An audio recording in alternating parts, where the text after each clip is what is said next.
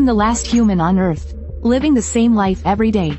All resources can be used freely. I move my bedroom directly to the middle of the road, using ancient antiques as chamber pots. No need to wear clothes at all. Waking up at 6 a.m. every morning, grabbing some breakfast at the store, feeding my chickens with leftover steamed buns, picking a few strawberries as dessert, watering the corn with a fire truck, filling the generator with gasoline, then tuning into every radio channel one by one. As usual, no response. 3 years have gone by like this.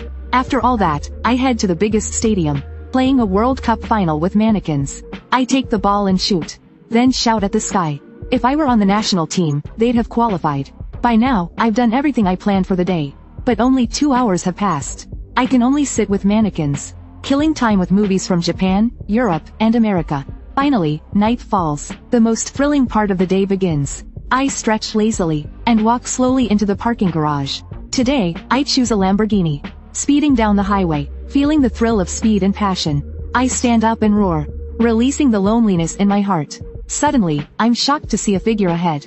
I quickly swerve the steering wheel. The car stops just in time, but crashes into the guardrail. I ignore the cuts on my face, and shine my flashlight ahead.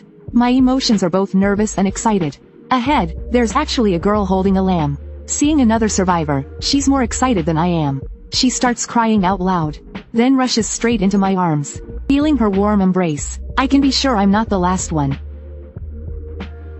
Back at my place, I give her all the best food I have. She says she came from Lhasa, because when the apocalypse hit, there was a rumor that high-altitude areas could avoid the disaster. So countless people went to Tibet, but eventually, they all perished. The girl once received a satellite signal, indicating a human settlement in the north. So she began a journey with just herself and her lamb.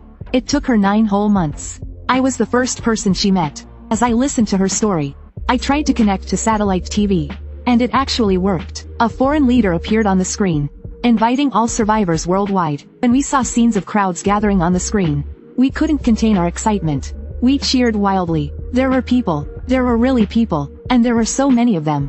That night, the girl and I made a decision. We decided to head to the nearest survivor city, Beijing. The next day, we prepared supplies, and released the chickens that had accompanied me for 3 years. We set off with high hopes in the SUV. Along the way, we found a melon field. She picked 2 baskets of watermelons. I collected some communication devices, and asked her to try connecting online. Unexpectedly, it worked. The girl read people's posts and noticed something strange. Everyone was discussing men. It turned out the world hadn't found any male survivors. I had become the last man on Earth. How would you feel if you knew you were the last man on Earth? I was stunned for 3 seconds. Then I couldn't help but burst into laughter. I couldn't control myself at all. The girl looked at me in disdain and helplessness. In the evening, we passed by a hot spring hotel. I floored the gas pedal and smashed through the glass doors, driving straight into the hotel lobby. This was a habit I developed after years of surviving alone. After getting out, I told the girl, "I'll let you enjoy a hot spring bath soon, and then sleep comfortably. Tomorrow, we'll enter the human settlement of Beijing directly." After saying that, I set up the generator and heating rod to warm the water. The girl looked at me with disdain, muttering about it being a fake hot spring. Once the water was hot, I left her to bathe. I went off to find some clothes. Just after leaving, I remembered something important. I quickly ran back and shouted, "Make sure to unplug the generator before bathing." The girl angrily yelled at me. I quickly turned and ran away. At the mall, I picked up various daily necessities. Then I chose a dress for her in the clothing section, and picked a stylish suit for myself. The next day, we drove towards Beijing with excitement, planning to have roast duck as soon as we arrived, then stay overnight at the Potala Palace. The more we imagined, the more excited we got. Suddenly, we saw a few people on the grass ahead. They were the first humans we'd seen in 3 years.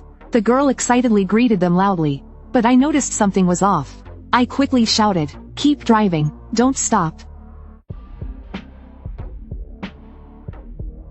Before long, we saw the sign, "Welcome to Beijing," but below it hung a strange banner. It seemed Beijing wasn't quite what we expected. At the next turn, a roadblock suddenly appeared. A few fully armed women blocked our path. I immediately tensed up, hurriedly messing up my hair to hide my face, then whispered to the girl to keep moving. But she didn't sense the danger. Not only did she stop the car, but she naively said we were here to join the reconstruction efforts. Just then, a woman with glasses spotted me. She raised her gun and ordered me to get out of the car. I reached for a wrench and was about to open the door, when suddenly, a purple-haired woman ran over, shouting, "Sister, they're on our side." She handed 2 pieces of chocolate to the woman with the gun, and then led us away. The purple-haired girl sat in the back seat, holding the lamb, and said, "I just saved your lives, so this lamb is mine now." It turned out she saved us because she wanted our lamb, and she thought I was a woman disguised as a man. The girl immediately protested loudly, "He's not a fake man." I quickly shouted to stop the girl from speaking. "The lamb is not yours." The purple-haired girl was stunned. She pulled out a 5Q and said, "How about I trade this for it?" Then she pressed the gun against my head. I stopped the car, feeling incredibly tense inside, but I still firmly said, "The lamb is absolutely not yours." The purple-haired girl, holding the lamb, tried to get out. I grabbed her arm tightly, gazing at her with determination. Seeing my resolve, she gave up. As she got out, she said, "You're quite manly for a fake man."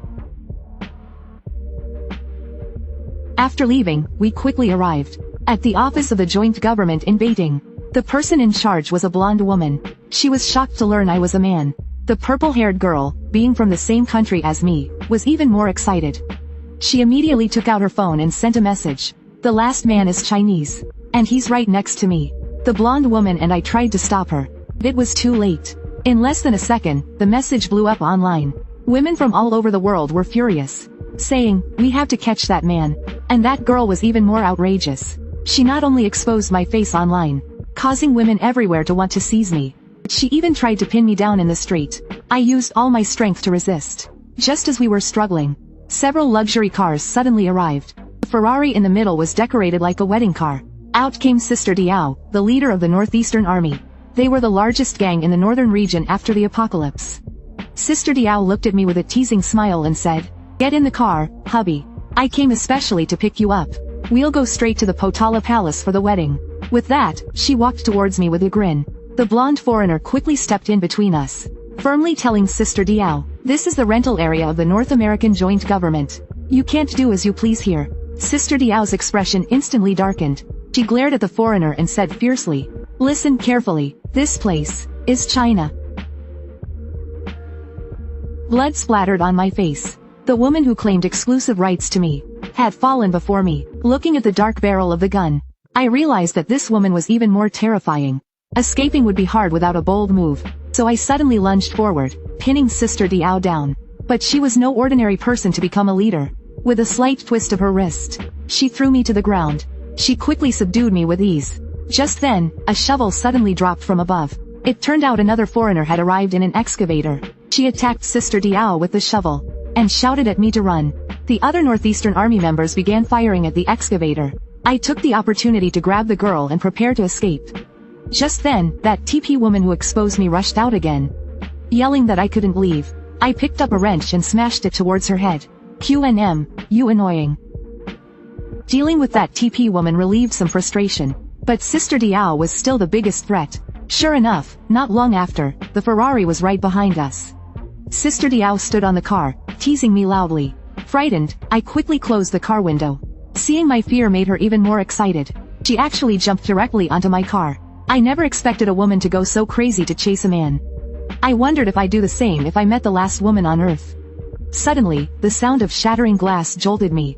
She had smashed my car window with her bare hand. My mental defenses completely collapsed. I thought, if she climbs in, maybe I'll just give in. At that moment, the roar of motorcycles sounded behind us. Sister Diao looked back, frowning, muttering under her breath, "Damn it, those persistent guys again. They're the so-called men's gang, the Northern Guerrillas." My heart raced with tension, worried that they'd claim my precious self. The leader of the men's gang and Sister Diao were already fighting fiercely on the roof of my car. I occasionally hit the brakes to disrupt Sister Diao's attacks. Instead of getting angry, Sister Diao Instead, she smiled and said she'd deal with me later that night. Hearing this, I panicked even more. I'd rather study than be with her tonight. I quickly grabbed a slingshot and aimed at her fur coat. A perfect shot hit the opening of her coat. Sister Diao got stuck on a billboard. I finally got rid of this crazy woman. I was ecstatic. After driving another kilometer, the men's gang motorcycle crew blocked my way. I quickly shouted at them, Don't come any closer. I know martial arts. The leader looked at me seriously and said, we don't want your body.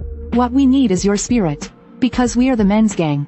In this era of women, we fight for men's rights. You, the last man, are our spiritual symbol.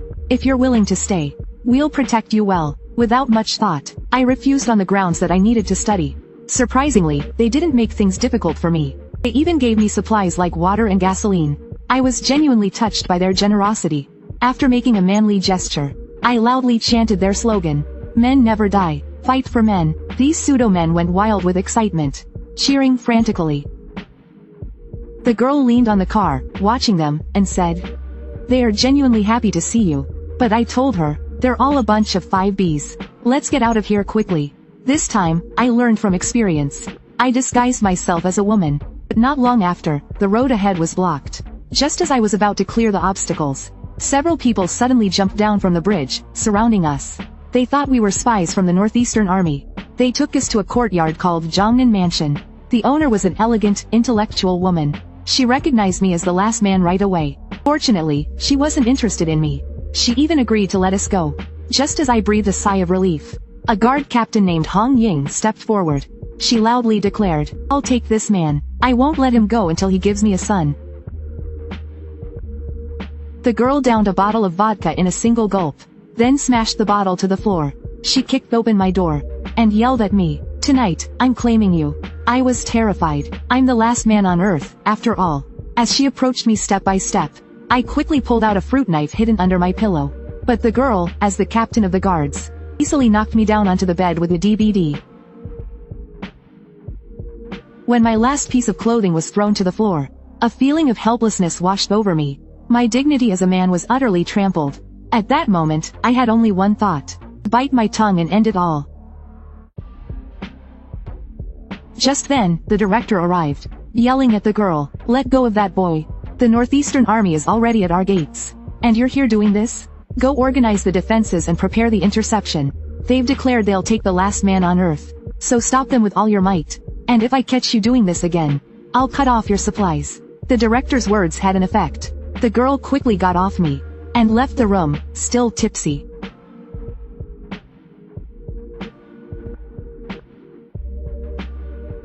The night view in Jongnan was enchanting. But I was in a terrible mood. Looking at my beaten, swollen face, only 4 words echoed in my mind. Life has no meaning. 2 sets of footsteps approached from behind. Without looking, I knew it was the director and my sister. My sister's comforting words didn't help at all. I softly asked the director, why have women in this world become so overwhelmingly strong? The director replied that so far, no one knows the reason. If you want to know the reason, you'll have to pull yourself together and find it on your own. I looked at her, puzzled. Are you really willing to let me go? Don't you want to keep the last man here? The director replied coldly, keeping you here would only bring more trouble. Besides, in my eyes, you don't even qualify as a man. When a man faces hardship, he doesn't cower or think of ending it all like you.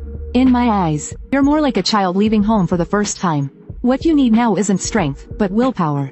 And the determination to find answers at all costs. She took out a photo and continued, this person is a biologist. Since men disappeared from the world, she's preserved 16 sperm banks. She's conducted tens of thousands of artificial insemination experiments, all of which have failed. She's now leading disaster research in North America, trying to find out why this disaster happened. Only by finding the cause can we solve the problem. Tomorrow, I'll send you out of the city. Finding her will likely help you a great deal. The next day, a woman spent $300,000 to paint her tank, her favorite shade of pink. Only this kind of vehicle was worthy of her status as the leader of the Northeastern Army. This woman was named Sister Diao. It was her first time driving her beloved tank out. Today, she planned to seize a man, the last man on Earth. The guard squad blocked the Northeastern Army tightly. Captain Hong Ying, dressed in NY gear, charged onto the battlefield. Just moments ago, she had been about to claim the last man herself. But Sister Diao ruined her plans. Sister Diao noticed something odd about Hong Ying's attire, and shouted angrily, judging by your outfit, you must have taken my man. Hong Ying wasn't intimidated. Forget it, you freak. That man was useless anyway. I've already killed him. Sister Diao froze for 3 seconds. Then she shouted, open fire.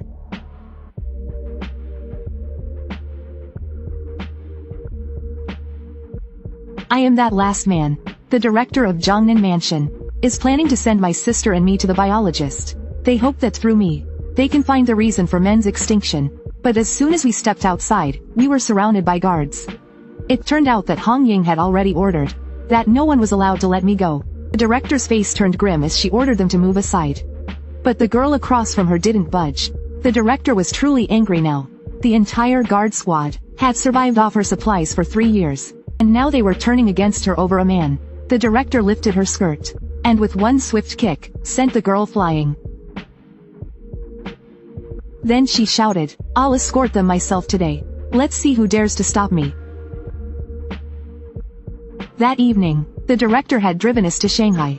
Looking at the silent city, it was hard to imagine its former splendor. Occasionally, we'd see people along the streets, but they were all women. Suddenly, I noticed 3 suspicious people in an alley. Looking closely, it was 2 women bullying a man. Could it be that there's another man besides me in this world? I shouted, "Director, stop the car. There's a man over there. We need to save him." But the director calmly replied, "It's best if you don't go. There are no men here." I ignored her warning in the moment. I grabbed my 5Q and got out of the car, raising my gun and shouting, "Let him go."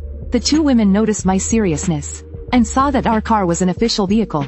They quickly left, but when I walked up to the man, I realized he was just another woman disguised as a man. The rest of the journey went smoothly.